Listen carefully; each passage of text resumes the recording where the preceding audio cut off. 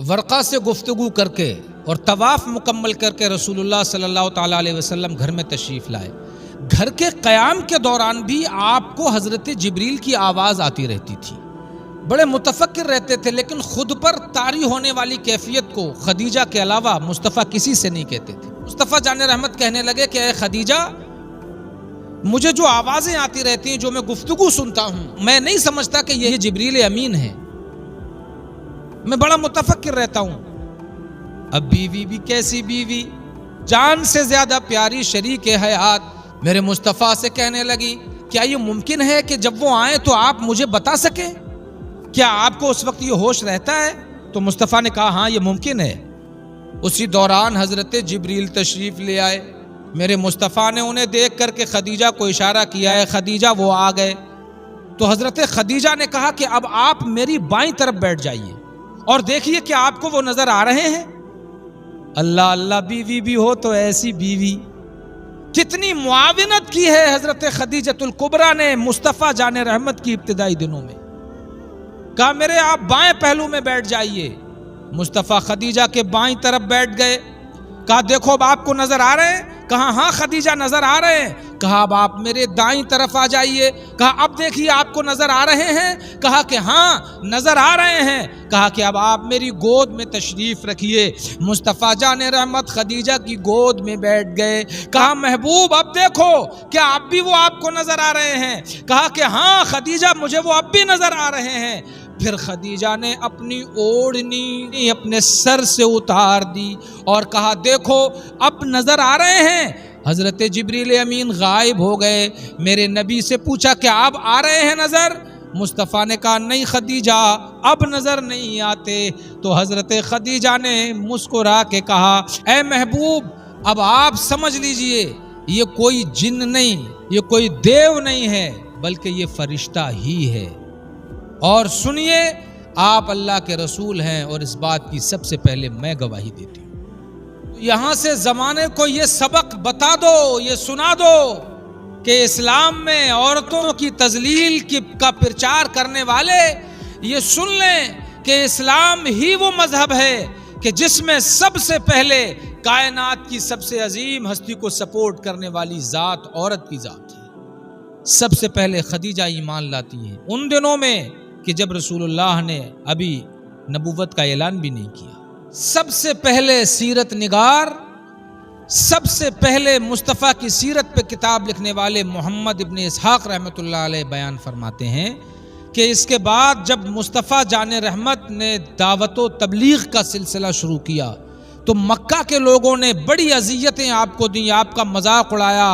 हर वो तकलीफ जो वो आपको दे सकते थे वो तकलीफ आपको पहुंचाई। आप जब कभी कभी बड़े परेशान हो जाते, बड़ा दिलगीर हो जाते, चेहरे से तकलीफों के आसार जाहिर होते, तो ऐसे आलम में जब आप सब तरफ से मायूस होकर के घर वापस आते तो हजरत खदीजा आपका हौसला बढ़ाती और कहती हैं मेरे महबूब आपको बिल्कुल परेशान होने की जरूरत नहीं। आज जो लोग आपकी मुखालफत कर रहे हैं ये लोग झुठलाए जाएंगे। एक दिन इन लोगों को झुठलाया जाएगा, आपकी सदाकत पर गवाही दी जाएगी। इन लोगों को पीछे छोड़ दिया जाएगा, आपको आगे रखा जाएगा। आज आप जिन लोगों की वजह से परेशान हो रहे हैं, यही एक दिन ये लोग आपको मानने पे मजबूर हो जाएंगे। आप बिल्कुल परेशान ना हो, नुसरत इलाही पर यकीन कामिल रखें। और मेरे महबूब आप मेरी तरफ से मुतमईन रहें, मैं आपके साथ हूं, शाना बशाना आपके साथ हूं। आप इन लोगों की तकलीफ की परवाह ना करें।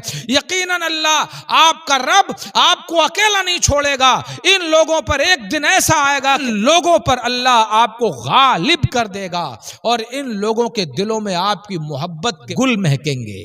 खदीजा की इन बातों से मुस्तफ़ा जाने रहमत को ढारस होती और कौम की दी हुई अज़ियतों को भुलाने में आसानी होती थी और लोगों के मुकाबले में आसानी हो जाती थी। इसीलिए अब्दुल्ला बिन जाफर बिन अबी तालिब रज़ी अल्लाह ताला अन्हु इरशाद फरमाते हैं कि एक दिन रसूलुल्लाह ने मुझसे कहा, ऐ अब्दुल्ला खदीजा को ये बिशारत दे दो कि खदीजा को जन्नत में मोती का एक ऐसा महल मिलेगा, अल्लाह की तरफ से वो गिफ्ट होगा कि उस महल के अंदर रहने वाले ना तो किसी बीमारी का शिकार होंगे और ना किसी गम में मुब्तला होंगे।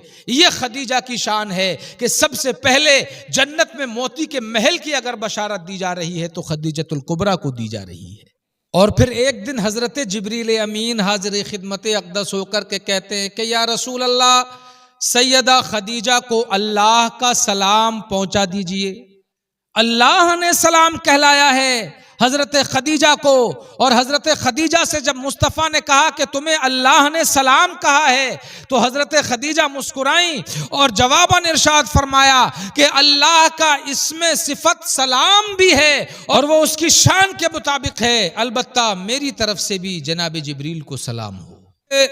मोहम्मद इब्ने इसहाक रहमतुल्लाह अलैह बयान करते हैं कि सैयदा खदीजा रदी अल्लाह तआला अन्हा के इस्लाम लाने के बाद कुछ दिन के लिए वही का आना रुक गया, वही का सिलसिला मुलतवी हो गया।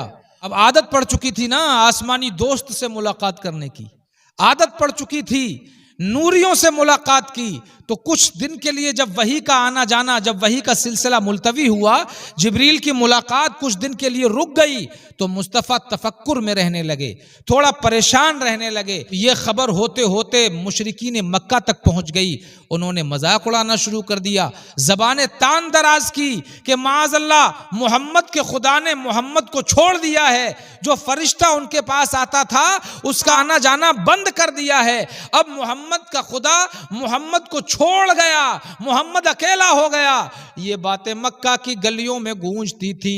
मुस्तफ़ा जाने रहमत तक जब ये बातें आई तो आप दिल बर्दाश्ता हुए, आपको तकलीफ हुई, और जब ये तकलीफ बढ़ी तो कुछ दिन के बाद हजरत जिब्रील सूरह वद्दुहा का सुहाना पैगाम लेकर के हाजिर हो गए। आ गए जिब्रील।